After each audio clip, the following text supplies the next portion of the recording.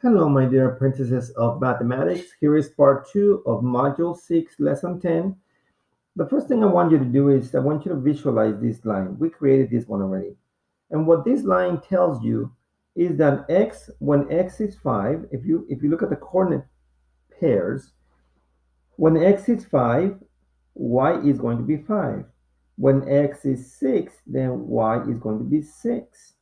When x is 10, is going to intersect with y on 10 because those are the same. Those are the points. That's why the line is in the center, because every x is the same as every y. Okay, so that's a good reference to know. That's a pattern on this one. Now let's look at this first line. This is the first rule for line G. Y is x times 3. Okay, so this is x is 1, times 3 will be 3 times 1 equals 3. That will be our first coordinate pairs. What will be y is x times 3. So x is 2 times 3 equals 6. Will you agree? That's correct. So if x is 5, that will be times 3, then y should be 15. Yes. So those are the coordinate pairs. Here we go. Let me write them down. So if x is 7, then times 3, that will make y 21. So it's 7, 21. Let's plot the points. The first point is 1 and 3. So it's going to be running to 1 and jumping to 3. Which will be 3, 4. That's correct. That will be 3. Let me just check because I make mistakes, and that's okay. Just always check 1 and 3. Our next point is going to be 2 and 6. So x is 2, we're going to run to 2, and y is 6. So here is 6. 6 is 1 more than 5. So it's 2, 6. That's the line. Our third point on this line is going to be 5, 15. Those are the coordinates. So the coordinates are 5. When x is 5, y is 15. And there is where they meet. And we plot this number 5, 15. And our last point, the coordinate pairs to plot is 7, 21. So 7x is 7. So we're going to run to 7, which is 2 more than 5. And we're going to jump all the way up to 21. 21. That'll be 1 more than 20. So that'll be 1 more than 20. And there it is. And this is the plotted point 721. All right. Let's let's reveal the line, and yes, all the points align. And here's the line called, let's see, the name of the line is G. So now if you can see, when y, let's see, is y bigger than 1? Yes, when y is bigger than 1, the line is, it's moving away from x, right? Okay, now let's see what is our next rule. Let's say y, let's make, we're going to go back in time. Y is 1/3 as much as x.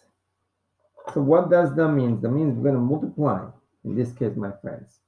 So let's say, so I'm going to have my little chart right here. So it says that 3, so x is 3, and y is going to be 1/3 of that number. And how do we do that? Well, we'll multiply it. Okay, and remember, we're going back to fractions. Everything always comes back to fractions and to all of the concepts that you already learned. So when you have these, remember, when you multiply a fraction times a whole number, to make it easier, we write the whole number's denominator that is always a 1. And then you multiply across. 3 times 1 equals 3, and 1 times 3 equals 3, and 3 divided by 3 equals 1. So when x is 3, y is 1. So that is the coordinate pairs. So that's it. Okay, so now when x is 6, so y is 1/3 as much as 6. So it's 1/3. Let's see. So it's going to be 6 times 1/3. Again, we follow the same procedure.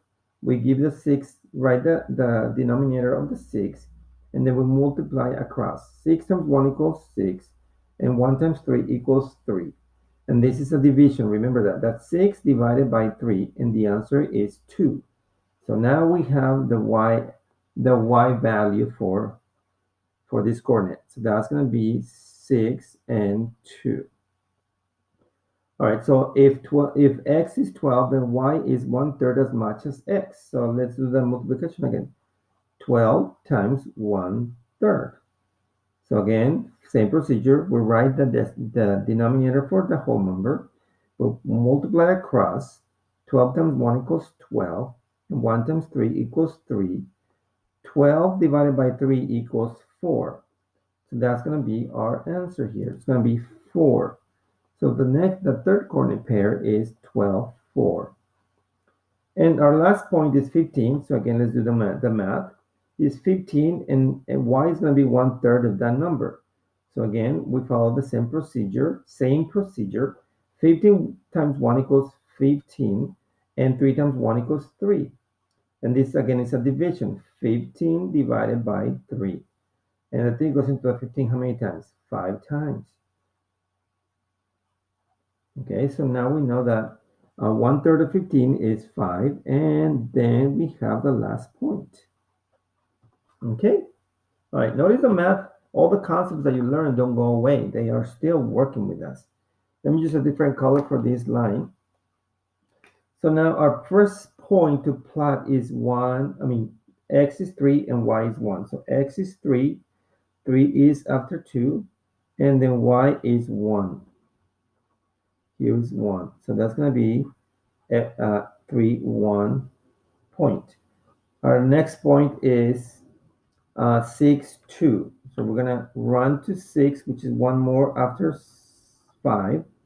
And it's going to be 2 is going to be the x axis. That's going to be, the point is going to be 6, 2. Our next one is 12, 4. So we're going to run to 12, which is 2 more than 10. And it's going to meet with 4. Let's see what 4 is. There it is. 4. Yeah. So that's going to be 0.124, the plotted point coordinate pairs. And our last number is 15 and 5. So we're going to run to 15 and jump to 5, which is right above that point as well. So this is going to be 0.15, 15, 5. And we're going to create the line again. And notice what happened to this line right here. This line is way below the line in the middle. Line H, when the y value decrease, then the line is below the midpoint of this quadrant. So anytime y is less than x, then the line is going to be below here, below this line where the x and y are the same number. Every time y is bigger than x, then the line is going to appear above this midline, this diagonal line. Okay, my friends, that is your learning today. Make sure you review this lesson. Your coach, Mr. Magno, is signing out and wishing you the best again.